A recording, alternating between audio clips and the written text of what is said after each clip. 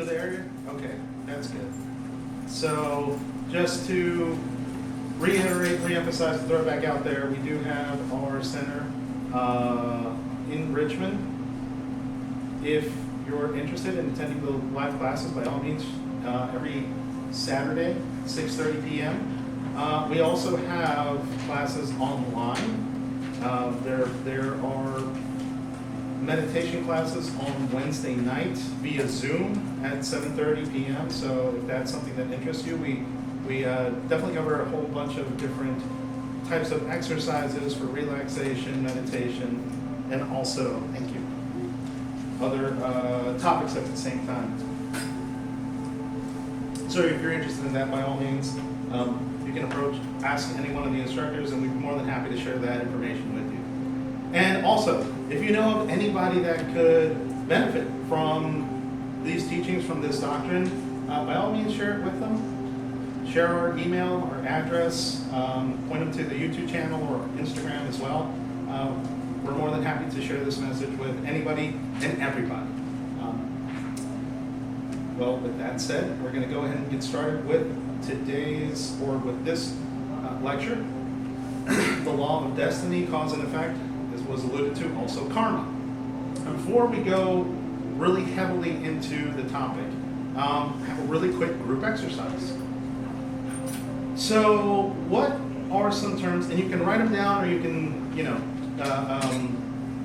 well, not yell at me, but you can, throw them at me, and we can, we'll jot them down. Actually, either of you have?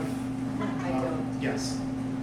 So that we can get an idea of how we currently think of this word destiny. So any concepts, any terms, anything that you associate with it, any ideas? Free will versus determinism. You have the word, you can pronounce it, but it's different. Determinism. Determinism, Yeah, okay. yeah. Or predestined. Yeah. Yes. Manifestation. Manifestation. Okay, that's a good one. I like that. So we have free will.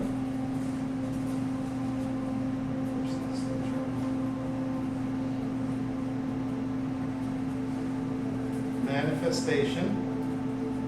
And to those of you who are watching on the stream, by all means, go ahead and jot them down. Any other concept ideas or words or phrases that come to mind when we say destiny? Lessons. Lessons? Lessons. Okay. I've got one. Set in stone. What about luck? What was that? Luck. Luck? Luck. Okay. So we'll take these, and we'll come back to them. We're going to touch on most of these, actually, in one way, shape, or form. So, the founder of the modern Gnostic movement, Venerable Master Samael Longor, has this quote when it comes to the law of destiny. Fortunate are those that live under the law of destiny. And that may seem, once we go through this topic, a little bit like, really? But no, really, it is. It is fortunate that we have this opportunity to experiment, to go through life, to experience all these different things, to have the opportunity, and I'll say it very clearly, to mess up. But then always have something to let us know that it's okay. Yeah, you messed up. There is going to be a consequence, but there's always the opportunity to change. There's an opportunity to make a better future for yourself. But we have to start somewhere. So I want to share these four very different and yet very similar depictions of what destiny, fate, determinism, all those things from different cultures. The one furthest to the right, that's the wheel of samsara. That's from the Hindu culture. This is a wheel that basically splits up everybody. Hey, this is where you're going to be.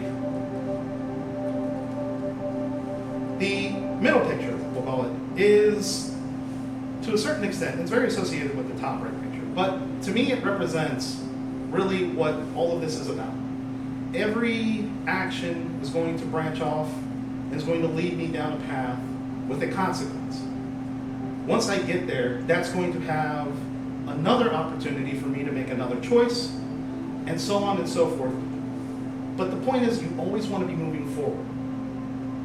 In Gnosticism, one of the key concepts, elements, is that you want to continue to move forward.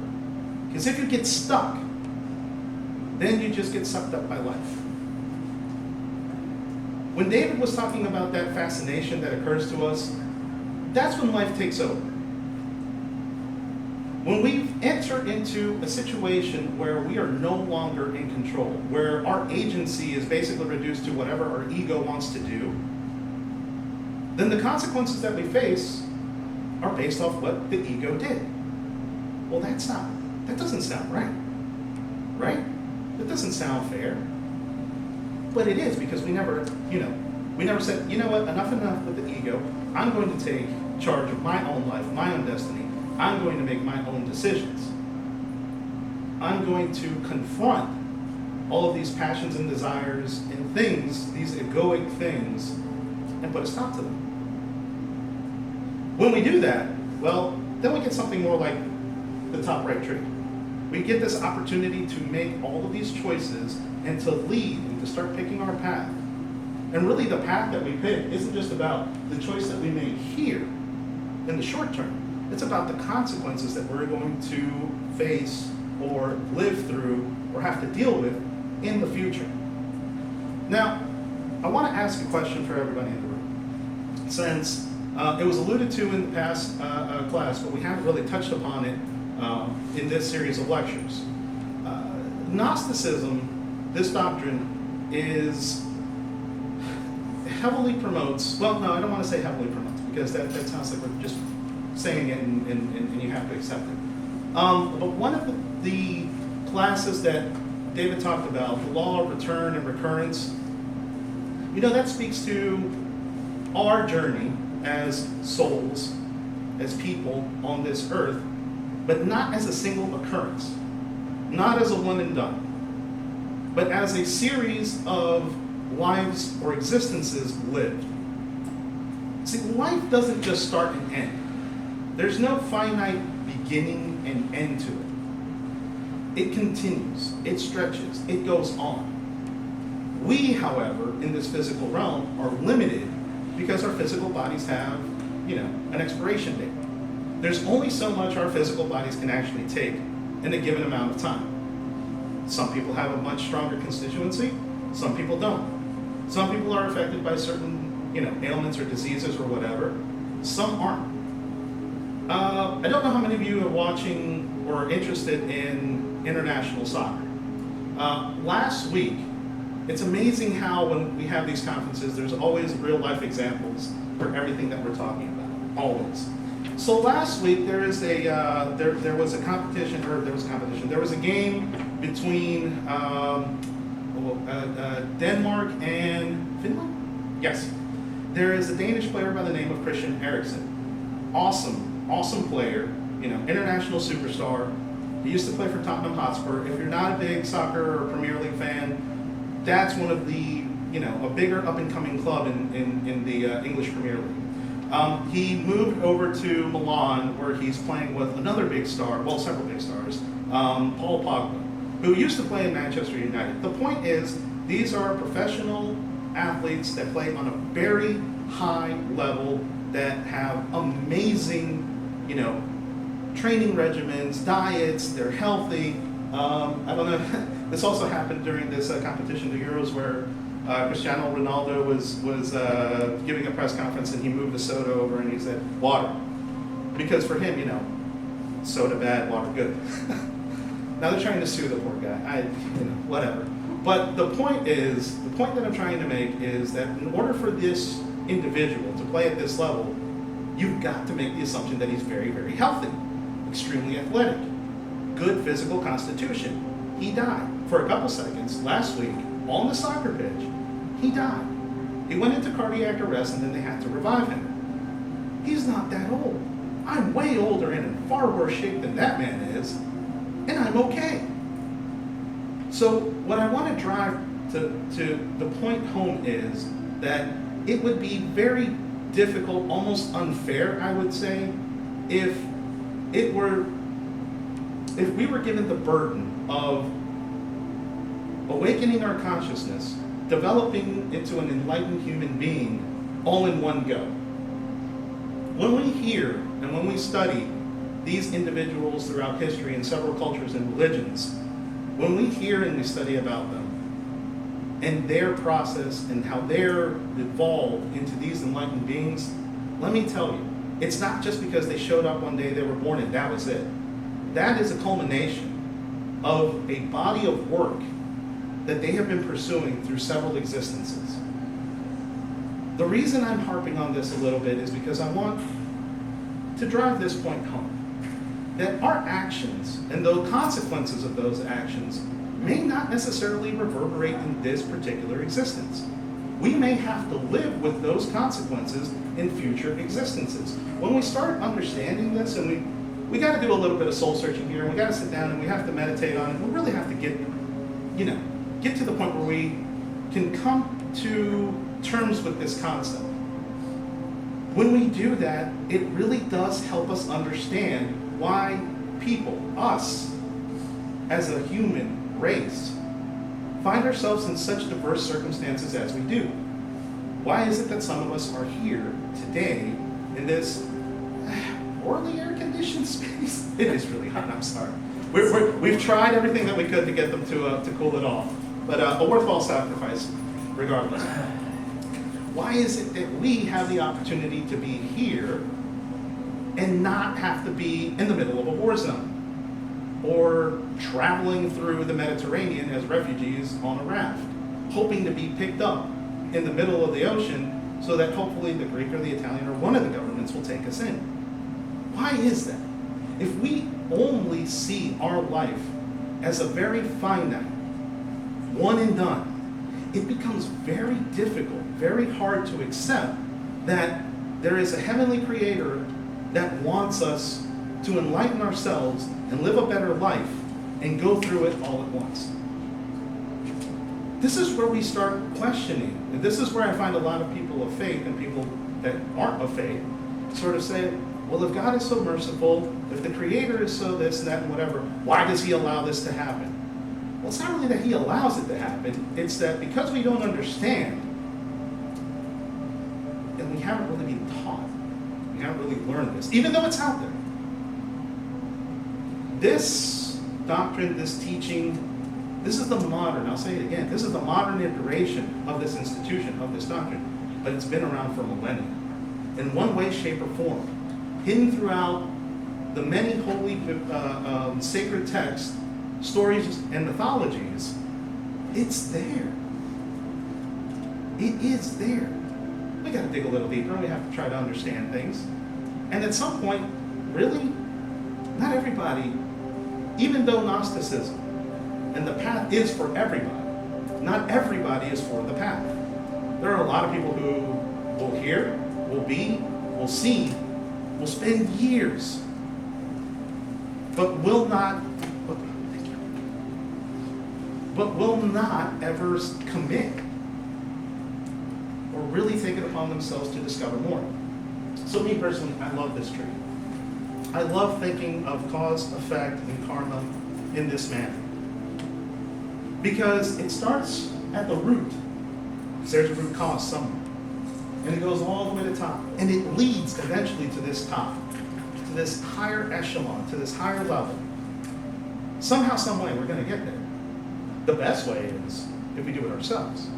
If we take it upon ourselves to really, truly understand who we are and change those negative aspects. And then, of course, you have the Rota Fortuna. And I apologize if I'm butchering the pronunciation. Oh, but yeah, keep that. Awesome. I wouldn't know better. So in medieval times, we're going to talk about this. In medieval times, it's like, hey, we have this Wheel of Fortune spun by the goddess Fortuna, and she's blind. She doesn't know where you're going to end up. She's just going to spin the wheel, and you're going to have to deal with whatever you get. Well, yes and no. Really, what this captures, if you think about it Gnostically, is that it doesn't matter if you're a king or a pauper your fortune can change. It really can. So this is kind of like that evening process. All of us are subject. Yes, yes, absolutely. And it's interesting, the Greeks, when it came to fate, for them it was, hey, fate is completely predetermined. It doesn't matter who you are. You can be Zeus, or you can be, a fisherman. Your fate is inescapable. So, but anyways, so what is destiny? We had the little exercise at the beginning. So destiny is defined as something to which a person or thing is destined. Fortune, a predetermined course of events often held to be an irresistible power or agency.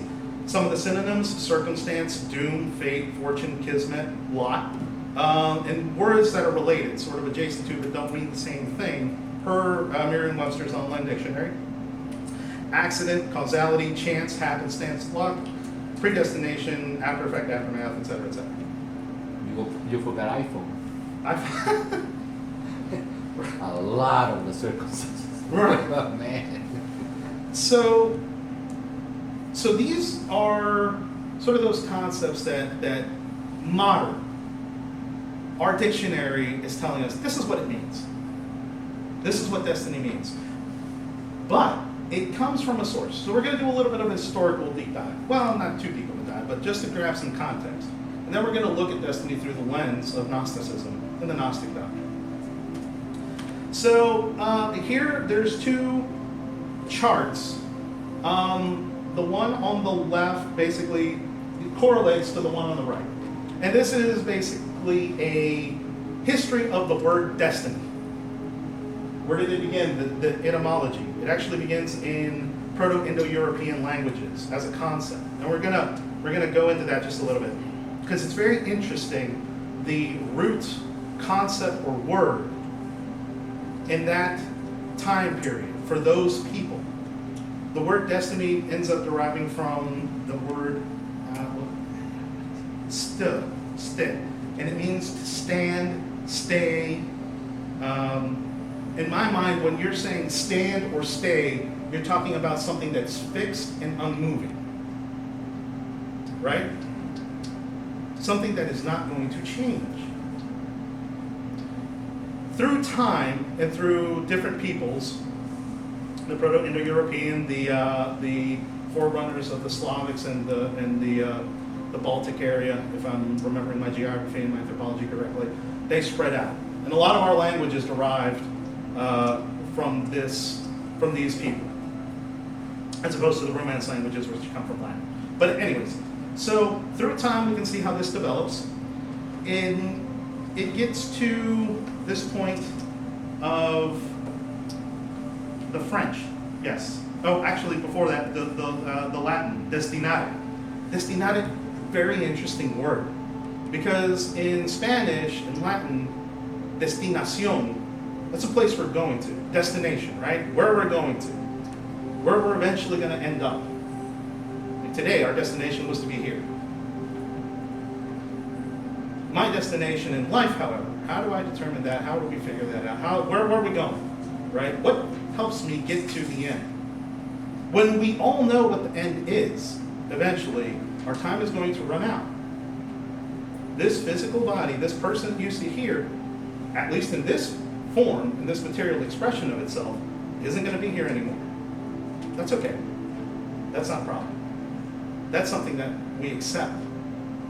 And we understand that that's just one more thing. It's another step in our process and our evolution. And we welcome it. Because we want to continue moving forward. We want to continue seeking out that which is new. And we want to do it Gnostically. We want to do it the right way. We want to have the positive consequences through the next time around.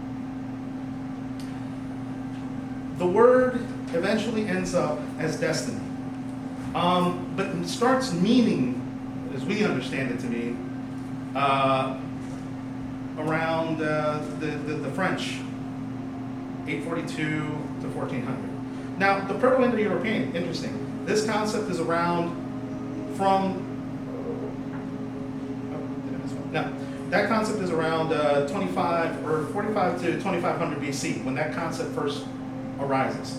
So we as a people, as a human race, whether we do have ancestors that come from that place or not, this is a concept that's been around for a long time. Like, we have been worried about this for a while. So that means we haven't figured it out yet. We still don't know 100%, right? We've been evolving, we've been developing this idea. To the extent that in different world mythologies, this is how they have tried to explain fate and destiny. In Norse mythology, you have the Norns, Erd, Verdandi, and Skuld.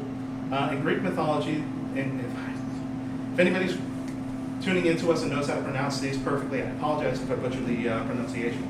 But the Moirai, Lachesis, Atropos, and Clotho, as we all know, the Romans kind of just borrowed from the Greeks in their mythology, so they have, instead of Moirai, they have the Parsec. In Chinese mythology, interestingly enough, Siming, the deity in charge of life, it's a deity who basically functions as a bureaucrat, because in Chinese mythology, really, as above, so below, we have a monarch, or we have an emperor, right? We have this way of running our government, and it's a mirror of that which is above. So if we have bureaucrats here that are in charge of things, obviously in heaven, in their mythological version of heaven, with the celestial beings, they have a bureaucrat who's in charge of determining what life is going to be like for them. I find that actually kind of funny, because there implies a process. They're implying a process, a set process there. Like, there's a cause and an effect. In Middle Ages, we talked about with the Rota Fortuna. And then we, modern society, well, we came up with our own idea, definition of what destiny ought to mean, or at least what it means to us in this group. So historically, as I said before, this need, right, to explain the events and circumstances that may be out of their control. When everything goes according to plan, you don't question it, right? When everything goes the way you want it to, you don't stop and think about anything else. It just worked out. Everything worked out beautifully. Hey, I'm a great planner. I know what I'm doing. I must be in control. I must be doing it right. And then we hit a roadblock. And then you're like, why me? Or as I like to say, when this whole process occurs, first you have the uh-oh, then you have the oh no, and then you have the now what. It's kind of the process, right? When things start going off the rails and they're not necessarily going to plan, what do I do now? Okay, I'm going to try to correct course. Oh no, that didn't work. And then obviously there's the now what. Now, this train of thought, we really can't apply it to most of our circumstances. And I'll give you the key right now. Actually, the key was given to you earlier in our other conference. If we want to avoid all this, we just need to live consciously. That's it. That's the big secret. As long as we live in a conscious manner, we're going to avoid all these traps. Because we're going to know how to act. We're going to, pave the way to a better future, free of those negative consequences. Because really, cause and effect, what it boils down to is you're either going to have a positive consequence or you're going to have a negative consequence. It's not evil. It's not unjust. It's not, super merciful to the point where it's, it's an accomplice to whatever evil deeds or actions that you may be doing. No, it's not. It's an accounting. It's a rebalancing of the scales. That's what karma ends up being.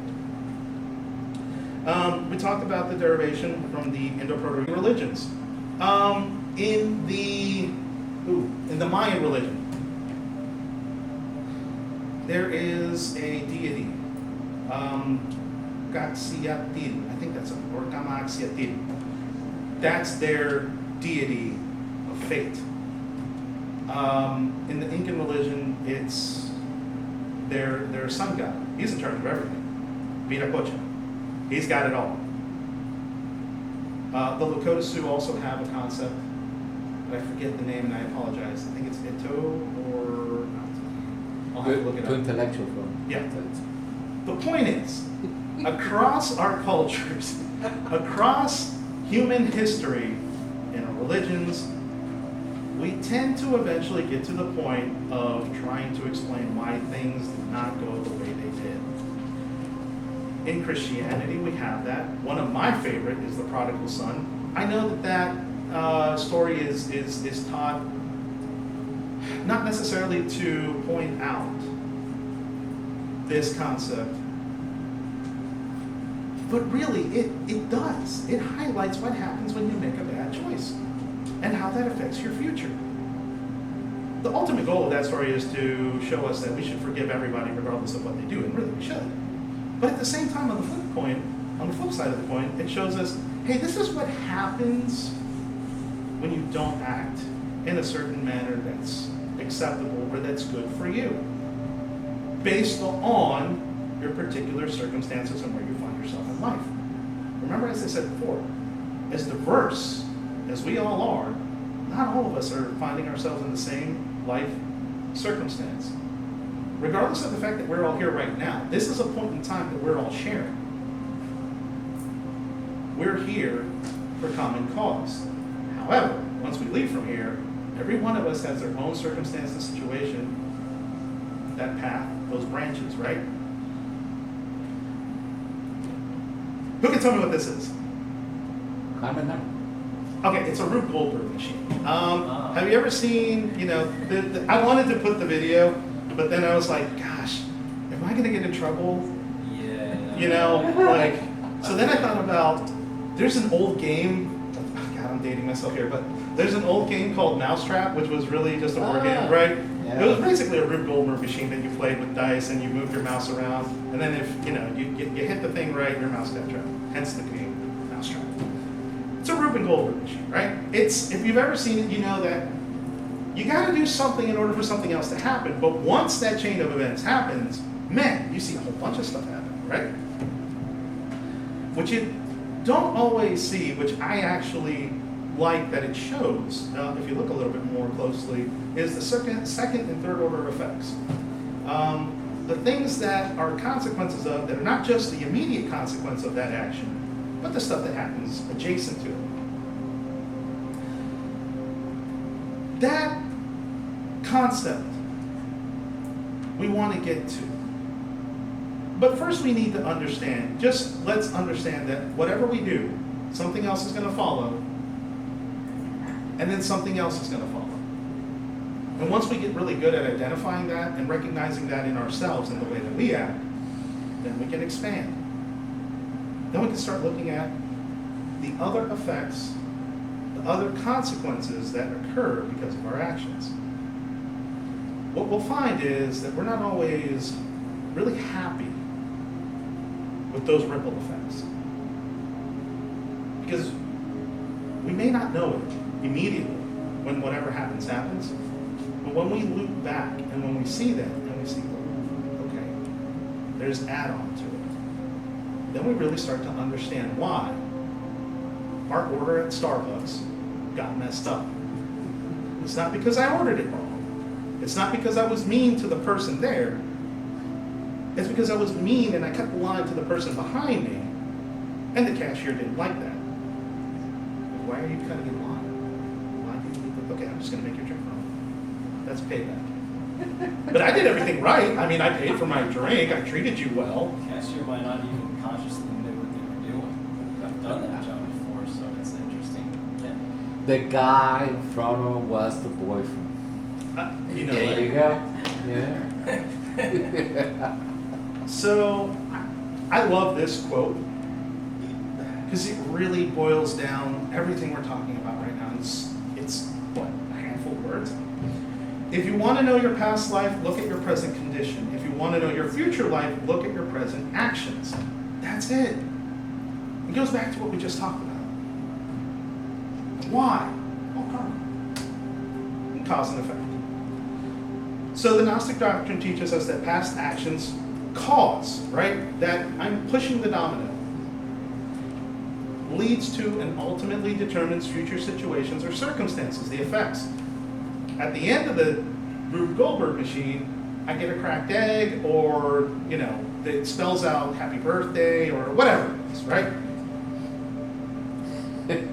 Our ability to act consciously or not will in turn determine the outcome and manner in which our destiny will play out through the law of karma. Now, karma, that word, that Sanskrit word that is really fundamentally attached to Hinduism and Buddhism, is explained.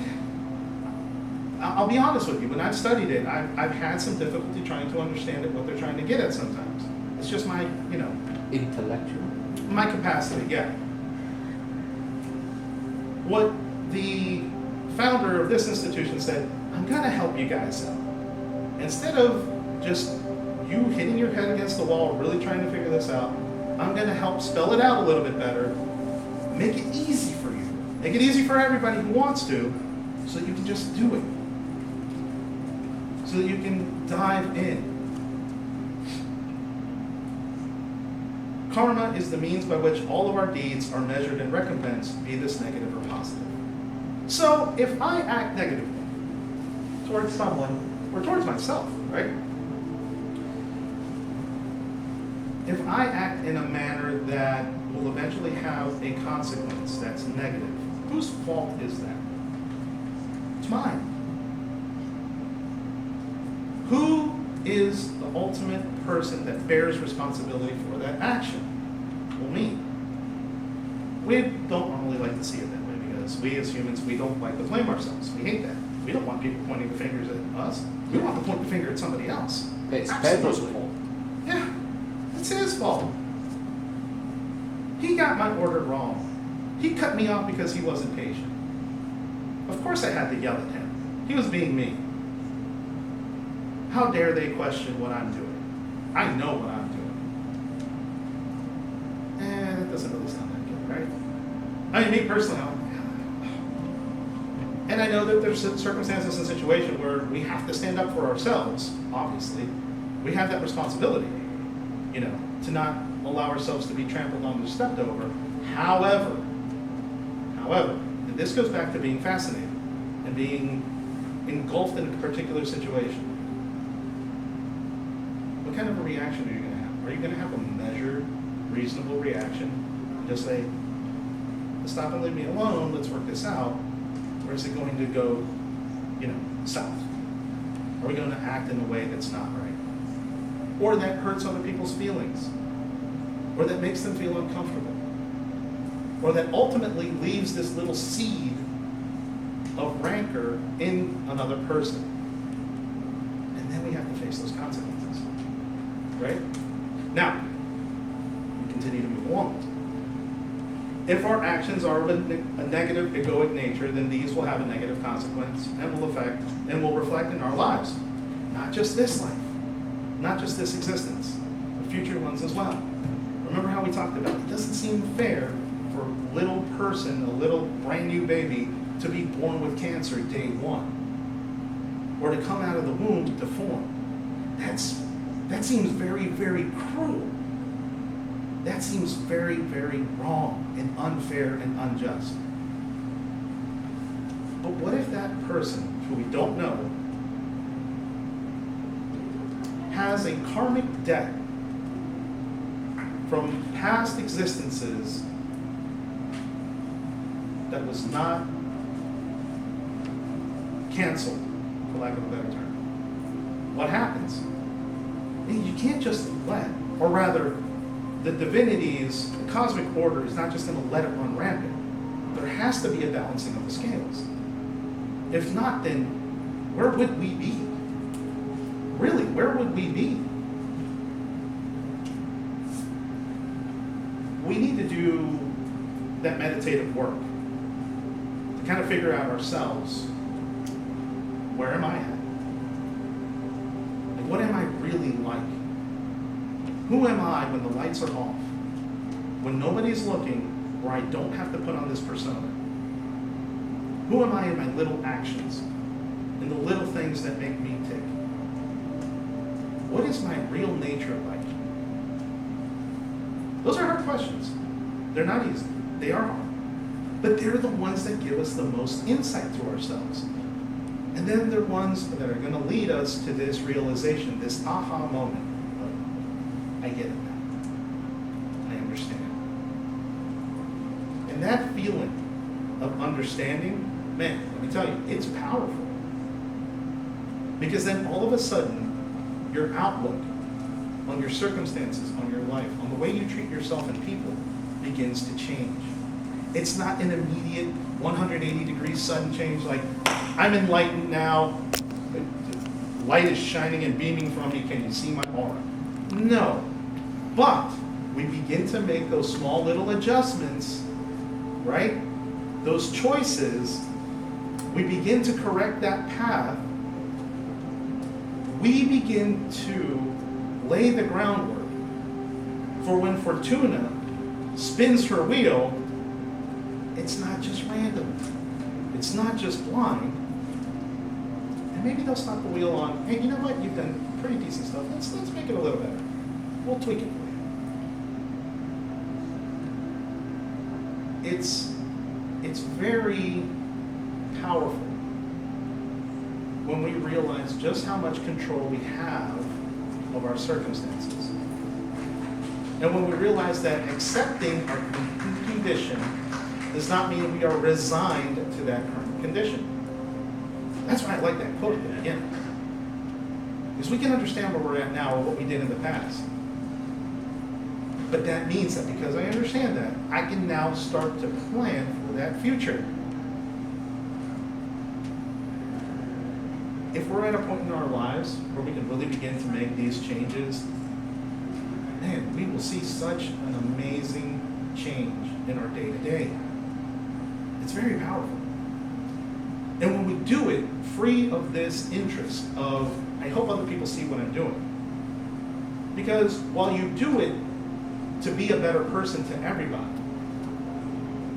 really you're doing it to be a better person for you. And that within you, which is good and spiritual and true. So, karma can't be overcome. Our first step is accepting responsibility. It really is. When we say, hey, yeah, I did do that. When we can look at ourselves in the mirror and I don't want to tell you that you need to be ashamed of yourself. No, that's not it. But you need to look at yourself very truthfully, without fear of your own repercussion. Understanding that you're doing it because you really, truly want to be better. That is the end of this lecture. I thank you all for bearing through this and for taking the time today to be with us and to share in this moment.